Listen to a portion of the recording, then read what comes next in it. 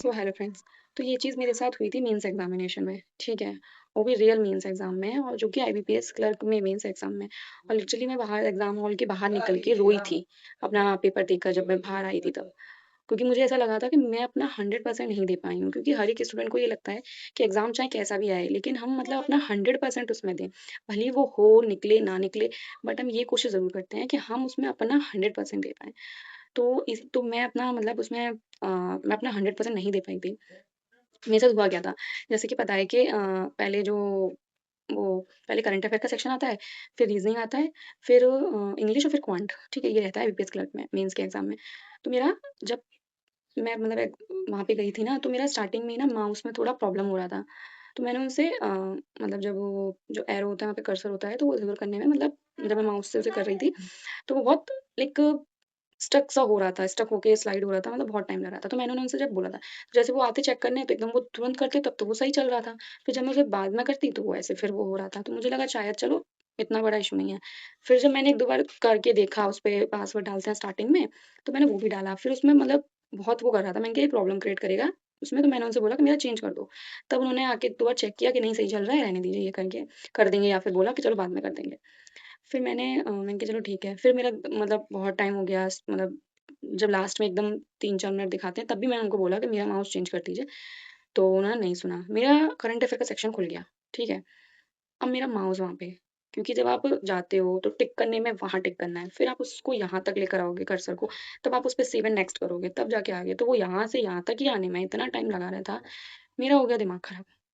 मतलब मैं सोच रही हूँ कि क्या है, बिल्कुल नहीं वर्क ही नहीं कर रहा ये, और बहुत स्टक हो रहा था। ऊपर से आप पढ़ रहे हो, फिर उसको टिक करना, ये करना, मतलब मेरा बिल्कुल माउस वहाँ पे इधर-उधर नहीं हो रहा था।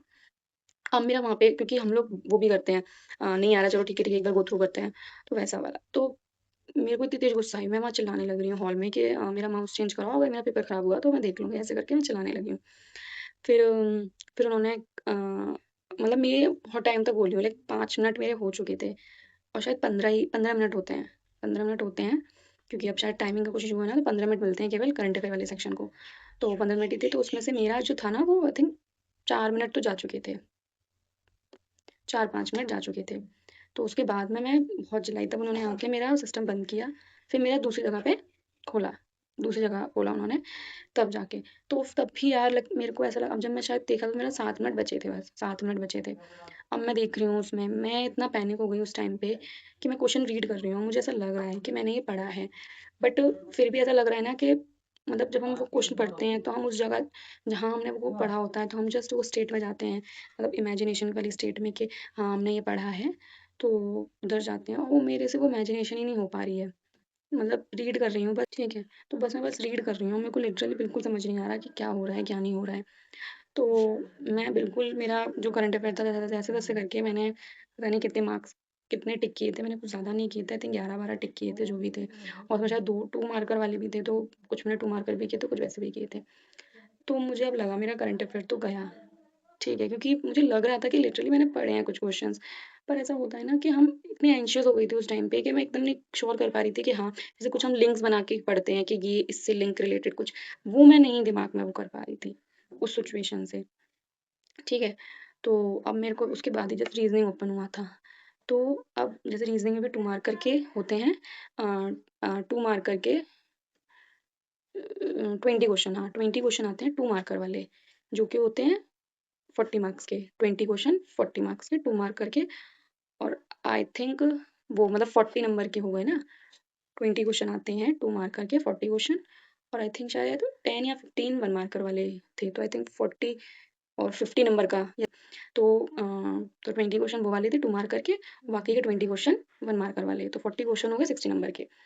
अब वो आए थे, तो अब जैसे कि हम आप सब लोग कोई भी मेंस का बताते हैं स्ट्रैटेजी वगैरह, कैसे मॉक अटेम्प्ट करना है, तो ये होता है कि पहले हम सारा पेपर देख लें, ठीक है, 1 मार्कर से स्टार्ट ना करें, मतलब 2 मार्कर से स्टार्ट ना करें, सॉरी, 1 मार्कर वाले पे जाएँ, कुछ 1 मार्कर वाले अटेम्प्ट कर लें, उसके बाद जाके 2 मार्कर वाली में, क्योंकि 2 मार्कर में सारी पज़ल्स थी, 3 पज़ल थी 2 मार्कर में, और 5 क्वेश्चन्स वैसे थे, वो वाला एक 1-2 क्वेश्चन जो वो वाले आ जाते हैं ना, उससे रिलेटेड कुछ थे। एक शायद स्टेटमेंट वाले थे, हाँ, 3 स्टेटमेंट थी उसमें, स्टेटमेंट वाले थे, और कुछ 1-2 क्वेश्चन वैसे थे। तो 20 क्वेश्चन उस टाइप में थे, ठीक है? 15 नंबर की पज़ल हो गई, और बाकी के 5 क्वेश्चन वो। अब 1 नंबर वाले में मुझे नहीं पता क्या था भाई, मैंने देखा भी नहीं। अब उस जगह मेरे को ये लग रहा था कि यार मेरा नहीं होगा, अगर मैंने रीज़निंग में लाइक 2 मार्कर वाले अटेम्प्ट नहीं किए अगर तो। मेरा उस टाइम पे मतलब खुद सोचो कितना बड़ा रिस्क लिया था मैंने। मैंने 1 में मैं गो थ्रू ही नहीं हुई हूँ। मेरे को जैसे ही स्टार्ट मेरा, आप ये सब मतलब ऐसा कोई भी हो कि जो ऐसा ना करे, पर मेरे को उस टाइम पे कुछ सूझा नहीं था, ठीक है? क्योंकि मेरा जो करंट अफेयर वाला सेक्शन था वो पूरा ख़राब हो चुका था ऑलमोस्ट, मुझे उसमें बिल्कुल नहीं था, तो मैंने ये रिस्क तब उठाया था। मेरे पास जो भी मतलब ओपन हुई, पहला मेरा पज़ल ही ओपन हुआ था, ठीक है? उसमें 2 मार्कर वाला, मैंने वो किया। फिर मैंने फिर शायद बीच में 1-2 स्टेटमेंट वाले क्वेश्चन्स आए थे, वो किए मैंने। तो 3 पज़ल थी, 3 पज़ल में से एक थोड़ी टफ बोल सकते हो काइंड ऑफ, वो ईयर वाली थी, जिसमें बहुत ईयर निकालना था और थोड़ा था ट्रिकी वाला लग रहा था वो। 2 थोड़ी मुझे सही लगी, वो मैंने दोनों अटेम्प्ट की, पहले में ही, 1 गो में ही मैंने अटेम्प्ट किए हैं।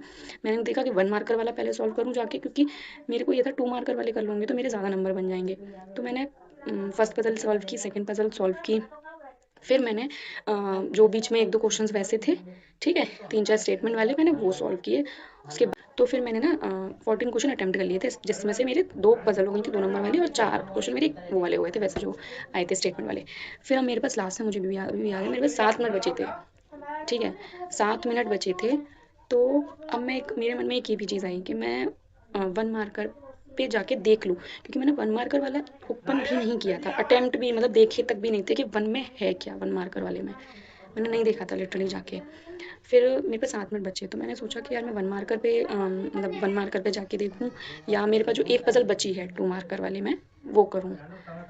अब मैंने कहा जो होगा देखा जाएगा, सीरियसली मैंने सोचा जो होगा देखा जाएगा, मैंने 2 मार्कर वाली अटेम्प्ट कर दी। मतलब मैं तो सॉल्व करने लगी हूँ, जो ईयर वाली थी वो थी सच्ची में टफ। अब मैं उसे कर रही हूँ, मतलब कर रही हूँ, और मतलब अंदर से घबराहट भी हो रही है कि अगर ये नहीं बनी हो, मेरा टाइम वेस्ट अगर हो गया, तो ये गिल्ट होगा कि इससे जो 1 मार्कर के कुछ क्वेश्चंस तो एटलीस्ट बन जाते।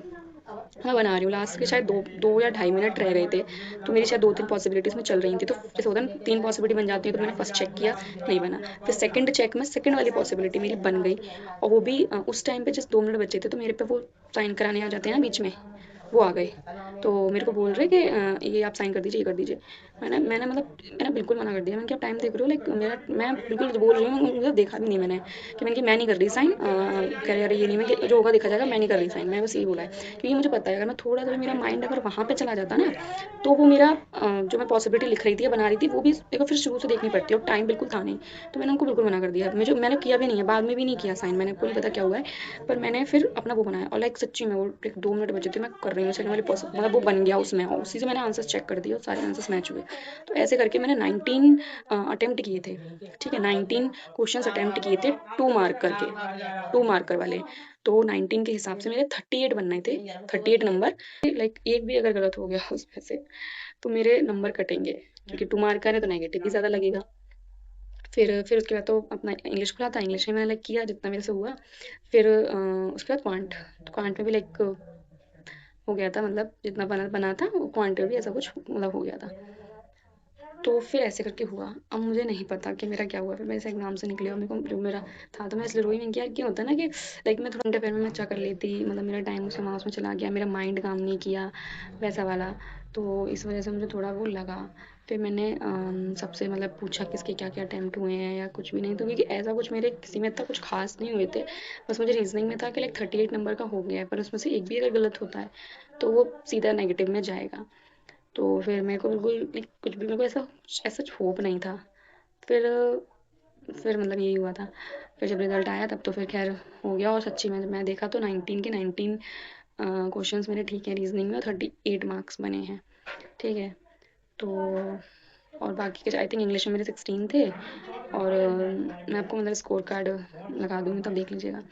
तो मतलब ऐसा है, तो इससे बस यही यही मैंने सीखा कि वो मुझे कभी-कभी ऐसा लगता भी है कि अगर मैं तो बाद में सोचती हूँ कि यार अगर वो उस टाइम पज़ल नहीं बनती, या मैंने 2 मार्कर में भी स्टार्टिंग में अगर कोई पज़ल स्टक हो जाती, फर्स्ट पज़ल या सेकंड पज़ल में अगर मैं स्टक हो जाती, तो मैं वहाँ से पूरा मतलब छोड़ देती, मुझे ऐसा छोड़ देती पूरा पेपर में।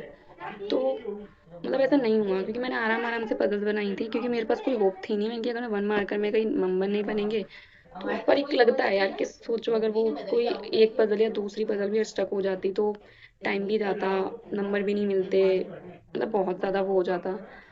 पर सब भगवान की दुआ से हो गया और फाइनली उसी में मेरा सिलेक्शन हुआ। और मुझे पता नहीं, ऐसा थोड़ा लग रहा था कि यार इससे मेरे साथ कुछ इस वाले एग्जाम में मेरे साथ गड़बड़ हुआ है, और जो कि मैंने मेरी तरफ से नहीं हुआ, लाइक वो माउस करना या कुछ भी करना वो तो मेरे हाथ में तो कुछ था नहीं वो गलत करना। तो वो भगवान जी की तरफ से, मतलब वो तो खैर वैसा इशू था, पर मेरे हाथ से नहीं हुआ था कुछ भी गलत। तो मुझे लग रहा था कहीं ना कहीं कि यार मैंने तो, मेरी तरफ से कुछ गलत नहीं हुआ, तो मेरे साथ गलत नहीं होना चाहिए। तो फिर ऐसा ही हुआ। तो फाइनली उसे मेरा हुआ सिलेक्शन। तो मतलब इससे यही यही एक सीख मिलती है कि आपको लास्ट तक होप नहीं छोड़नी है अपनी।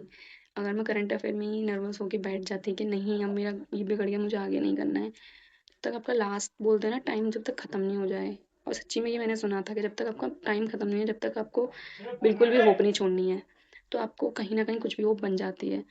क्योंकि कभी कभी ऐसा भी होता है कि मान लीजिए वो सेक्शन में हम कर रहे हैं, वो सेक्शन टफ है, वो सेक्शन बना ही नहीं है और बच्चों से भी, तो ये चीज़ भी आपको ध्यान में रखनी पड़ती है। और एक चीज़ और होती है एग्ज़ाम में, जैसे कि हमेशा ये चीज़ मेंस में होती है कि कोई सब्जेक्ट्स, मतलब कोई भी जो सब्जेक्ट है, चाहे वो इंग्लिश हो, चाहे वो क्वांट हो, चाहे वो रीजनिंग हो, इन तीनों में से एक सब्जेक्ट तो इजी आता ही है। या तो वो इंग्लिश आ सकता है, या फिर वो क्वांट आ सकता है, या फिर वो रीजनिंग आ सकता है। एक सब्जेक्ट इजी आएगा, और आपको जो सब्जेक्ट इजी है उसी में अच्छा अच्छा कर लेना है, उसी में ज़्यादा से ज़्यादा नंबर ले लेने हैं।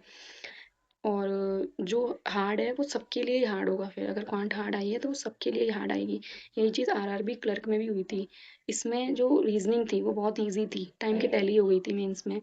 इंग्लिश भी थी, वो भी इजी थी, पर जो क्वांट आई थी ना, वो टफ नहीं बोल सकते, मॉडरेट, मतलब अनप्रिडिक्टेबल सी आ गई थी, थोड़ी कैलकुलेटिव साइड पे ज़्यादा चली गई थी वो।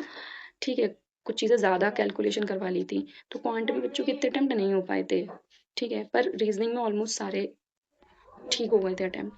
तो एक सब्जेक्ट कोई ना कोई इजी आता है, और अगर वो टफ आ रहा है, आपको लग रहा है, तो वो फिर टफ ही आया है, उसमें कट ऑफ भी कम ही जाएगी।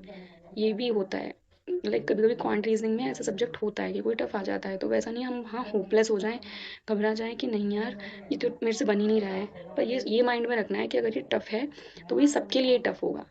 ये चीज़ ज़रूर आपको माइंड में रखनी है। तो ऐसे ही, और ये चीज़ है कि आप कोई, मतलब मेरे हिसाब से कोई एक सब्जेक्ट्स पे ज़्यादा रिलाई नहीं हो सकते, सबको आपको इक्वली लेके चलना पड़ेगा, सबको आपको इक्वली टाइम देना पड़ेगा, चाहे वो इंग्लिश हो, या वो रीजनिंग हो, या वो क्वांट हो, या फिर वो करंट अफेयर हो।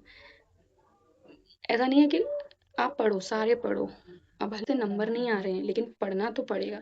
क्योंकि देखो यार करंट अफेयर बहुत बोले ना तो बहुत बच्चे पढ़ते हैं, सब पढ़ते हैं, पर नंबर किसी के इतने अच्छे आते नहीं हैं, पर पढ़ते वो हैं, सारे मंथ के पढ़ते हैं वो बच्चे।